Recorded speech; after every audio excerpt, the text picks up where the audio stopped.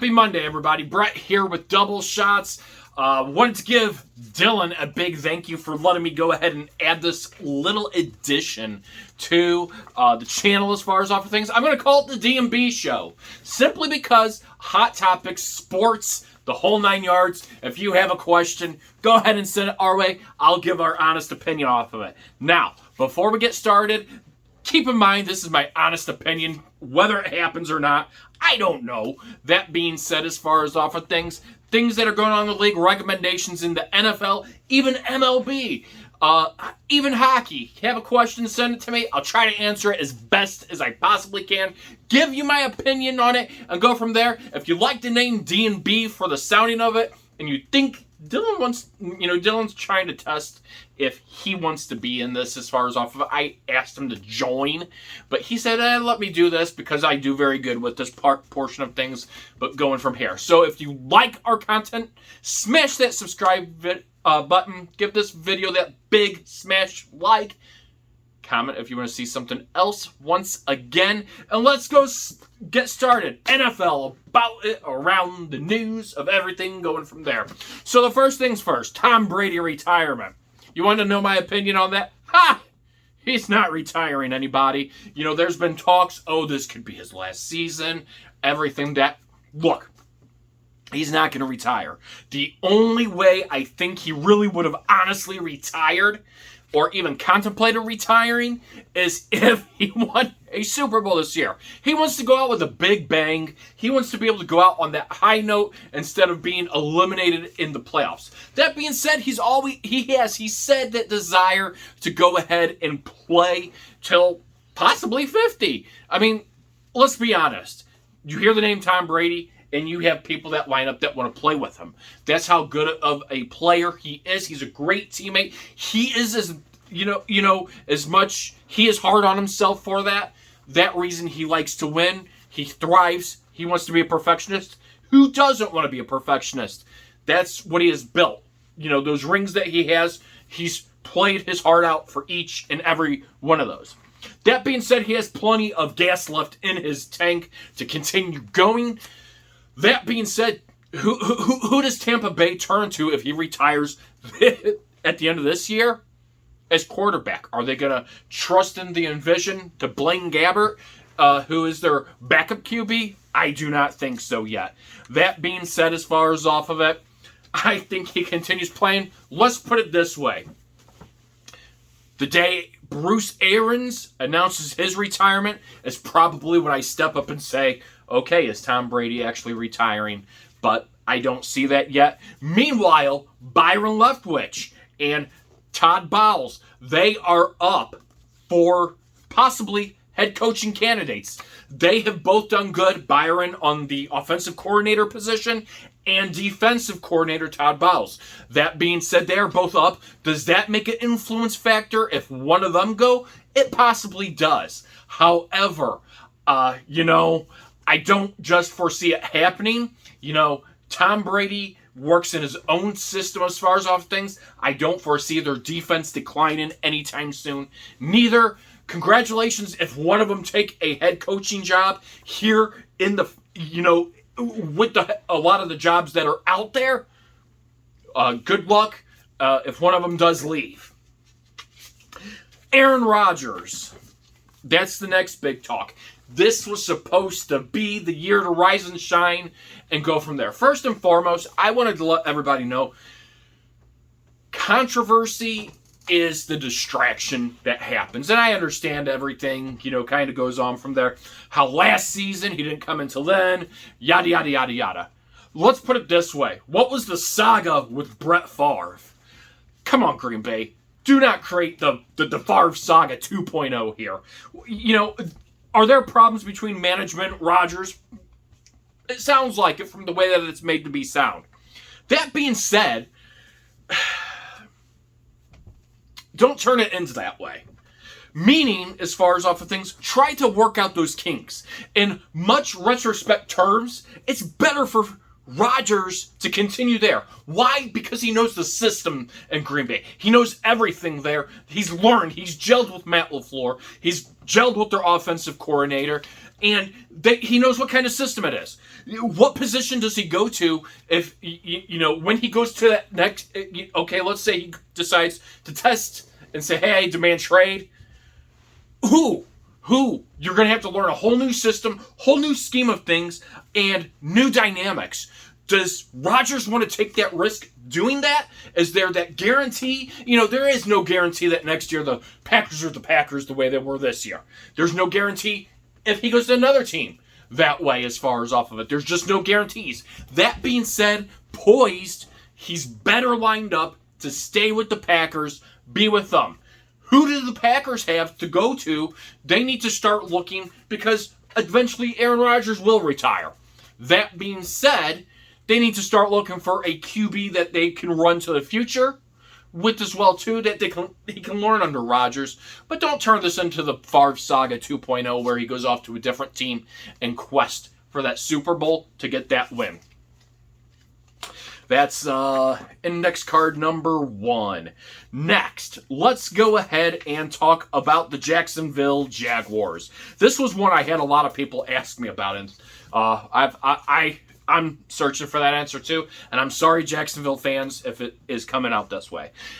With all the head coaching candidates that are out there, look, I understand you're trying to get your feet wet. You want to get your name out there. You want to see what you can do. Yeah, you've got Trevor Lawrence as your quarterback. Is he the future of that team? Yeah. Hopefully he is that answer. Hopefully Jacksonville can figure me, or I can be wrong about Jacksonville, but Jacksonville has not poised themselves to put themselves in a position to win. They put themselves into failure and it starts with ownership. And it's, for me to say, it's easy to say that because it's not my money. You're right, it is easy for me to say that. It is not my money. However, the ownership has not poised themselves to put themselves with a proven entity, to get that proven entity, to build that entity, to go ahead and have that level. Yes, they did make the, playoffs. Was it 2018 they made the playoffs, Dylan? Yeah. 2018 they made it. They made a deep run for it. The year after that, baffled. Same thing. Going from there. That being said, as far as off of things, I just haven't seen enough sparkle to get anything out there. If you're a first-time head coach trying to get your feet wet in it, hey, if you got the guts, do it.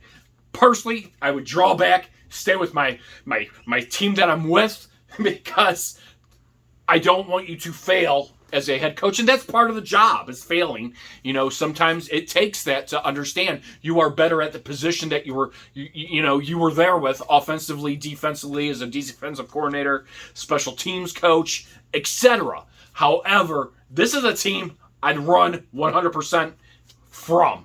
I mean, this is a team I would, and to say, proven entity is Urban Meyer. Urban Meyer was a proven entity in the college ranks. College to NFL is a big difference. It's a whole dynamic difference scheme-wise. And to take up that backup, that's a real rough time to be able to do. So you're going to have to look for somebody inside willing to understand, hey, it's going to take a while to build that, and you're going to have to give time, but how much time is time going from there? So that's how I feel about that. Dallas Cowboys. What about them? Here they are.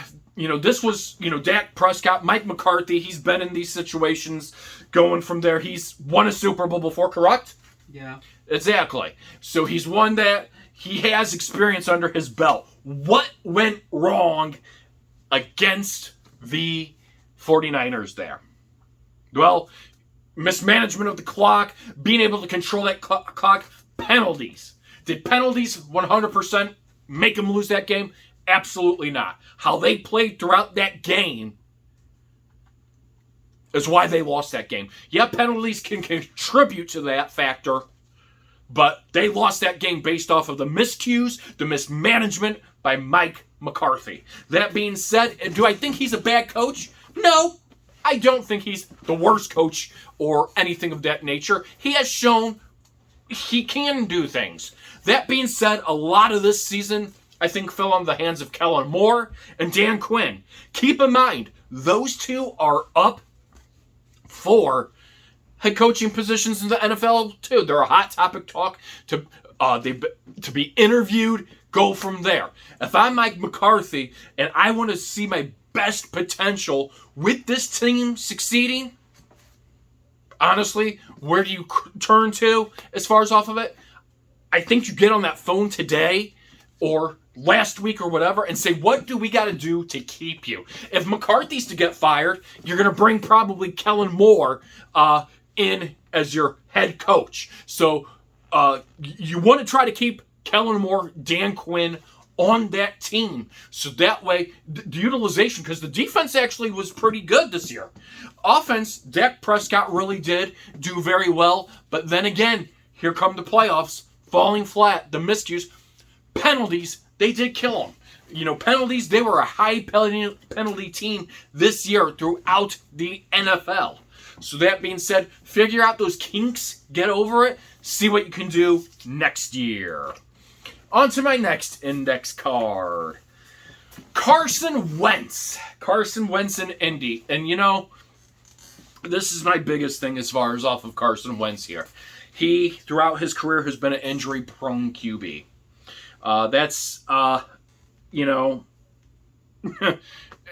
He's an injury-prone QB. They got to find a way to keep the guy healthy because he was supposed to be a potential QB. Has he shown his level? He has shown his level. That being said, he had one of the easiest ways to get into the playoffs. He really did at the end. To be fair, though, against the Raiders, they're a decent team. Look at what they were able to do to go ahead and make themselves into the playoffs. The Jaguars. Who would have thought they lost to the Jacksonville Jaguars? But anything happens, to be fair as far as off of it. It's hard to give him an assessment of how he can do when he's never healthy. So to be fair, Indianapolis, who do you bring in as a starting quarterback? Who do you alternatively go with as your quarterback? Do you give Carson Wentz a full year to stay healthy and see what he does during that time? This is where I'm going to give my leadway at. See what he does if he can stay healthy for a whole year. If he can stay healthy for a whole year, then assess that risk and then move on. I understand you want to make it, you want to go far, but that being said, as far as off of it, there's just not, there's not enough dynamic, and to be fair on his side when the injuries cost, but then you can't wait all day for him to magically heal. He needs to find a way to keep himself healthy and protect himself from getting injured. Injury prone does not work out well in the NFL.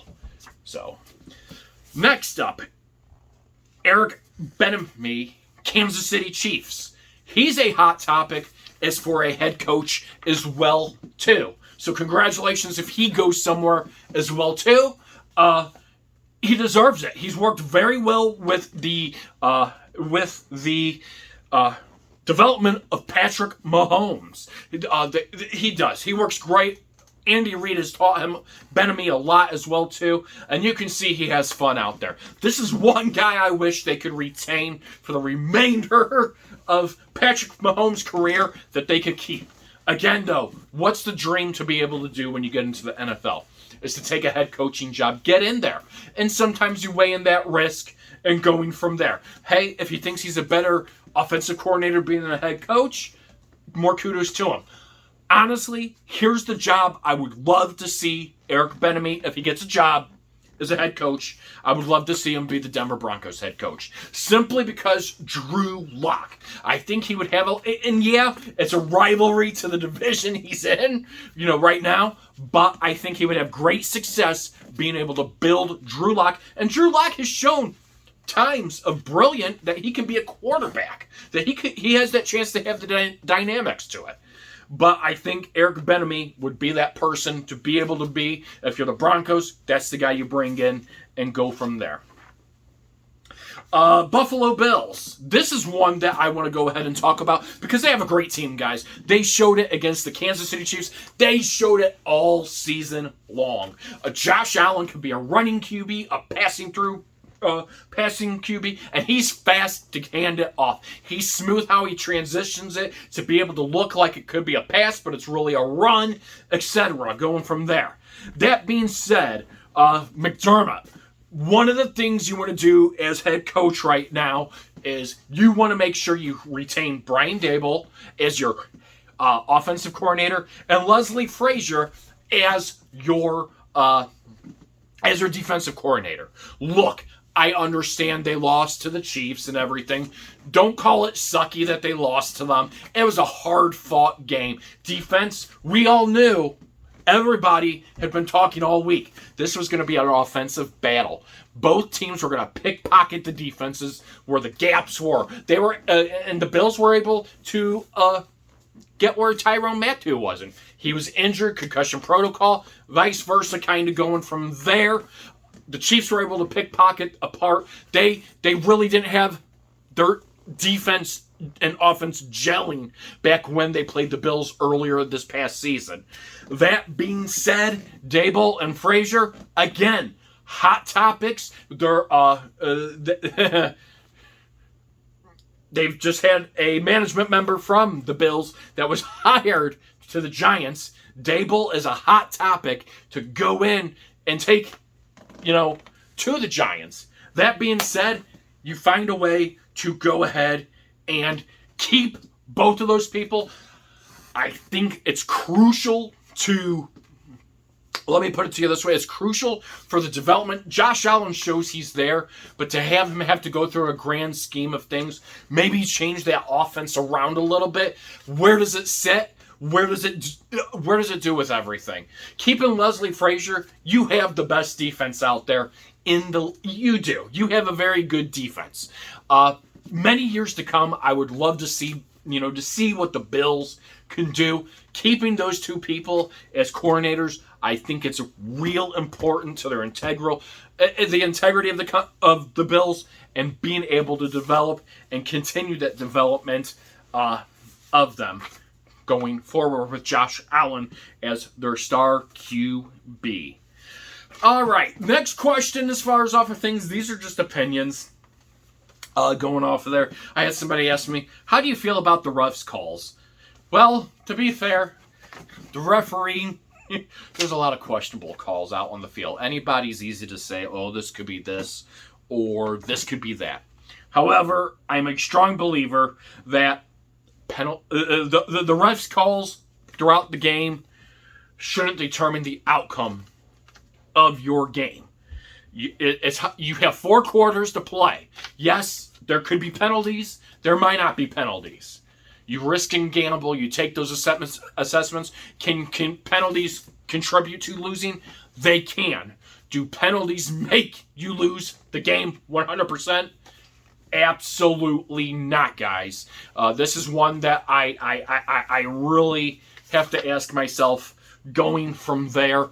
Penalties do not make you lose the game. You have 4 quarters, 15 minutes each quarter to produce some of your best offense and defense. Your offense and defense of how they play, your special teams is what makes you win or lose the game. Next question. Jimmy Garoppolo. That being said, there's a lot of talk. Is this going to be his last season in San Francisco? Why? I understand salary caps, the whole 9 yards, the money eaten. Who are you going to put out there on the field that's going to do better in these kind of situations? They have a team built. They really do. They have a team built around him to give him the utilization to put him in contention. Shanahan's a great head coach. They do. They have a great team. Who are you going to use? It's one of those things of, I understand at one point in time you have to look further into the future. Garoppolo's still a young guy. Yeah, he's been injured. Yada, yada, yada. But he's showing what he can be able to do. You keep it. I really do. I think, hey, if you want to bring somebody else in, get their feet wet. Let Garoppolo teach that. Go from there. It's something, I honestly think it's an off-field it's a distraction when you start saying, oh, is this going to be this person's last year, et cetera, going from here. You don't know. So that's where that kind of sits from there. Do they need to change the rules in overtime to give a fair advantage to both parties? Why? And here's the thing about it. They've already changed the regulations. Remember when it used to be back to where all you really needed was a field goal to win in overtime? Now it requires you have to get a touchdown to win the game, or if you don't get a touchdown, you get a field goal, the other team gets a chance. Why? They've already changed that once. The away team gets a coin toss. So how would that work into the inception of changing everything as far as off of it? Do you take away the coin toss in overtime and just say, okay, each team, you have this going from there. You bank on getting and winning the coin toss. That's how it has always been. That's the smart way of it. And you bank. If you are on the defensive side, your defense is able to stop. And it's happened before. But you bank on your defense being able to stop the opposing team from being able to get a touchdown, reduce them down to a field goal at the least, and being able to get the ball or intercept the ball. There's no really advantage. There's no advantage to the team, as much as everyone wants to say there's an advantage to the team because they got the ball. There really is no, because guess what? If it gets intercepted, a fumble, the advantage, both teams have to go out there and do that as well. That team, the coin toss really decides that. Changing it again would be a slap to any team that has faced that same problem in overtime games that has happened in the past. So changing that would be a big blow for anybody as far as off of it. Then, the last question that I'll leave everybody with. Who statistically has the best road to the Super Bowl itself? Well, when you look at it, one of the things you look at is where's it being played at this year? Honestly, the best road to the Super Bowl, who has the advantage throughout this whole thing, is if they get there and actually make it, is the Rams. Now, hear me out on this. Where are they playing the Super Bowl at? SoFi Stadium. They play at SoFi Stadium. So guess what?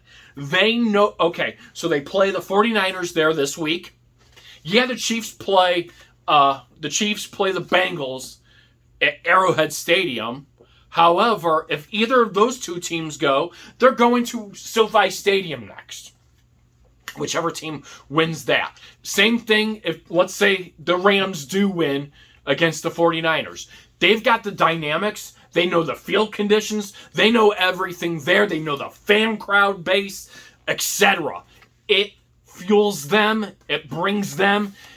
It's the advantage that brings to them. The other team, the opposing team, has to learn to block it out as compared to and learn how to use that team's stadium to their advantage. That's one of those challenges. So statistically, if the Rams win against the 49ers, they have the best advantage, opinion-wise, to be able in that position because they are playing in their home field in front of a lot of their home crowd. That is, pretty much as far as off of things going from there. So that is, the dynamic of it. Say it as it is. Does that mean they're going to win? Not necessarily, but they have that crowd in front of them to be able to, help cheer them. A lot of people going from there. Same thing with the Buccaneers last year. It was in front of their home crowd, guys. So that really helps play a lot big. It gives them that fuel, the dynamics of their stadium going from there. That being said, it's been interesting in the playoffs. Anything can happen. Good luck to all four teams remaining in it. Comment if you want to, give me your opinion on how you feel about it. Who you think should be the head coach of some of these vacancies. Going from there, comment as well if you want me to continue this and ask Dylan to be in here. Again, I want to thank him for allowing me to do this. I hope you enjoyed the DMB show today.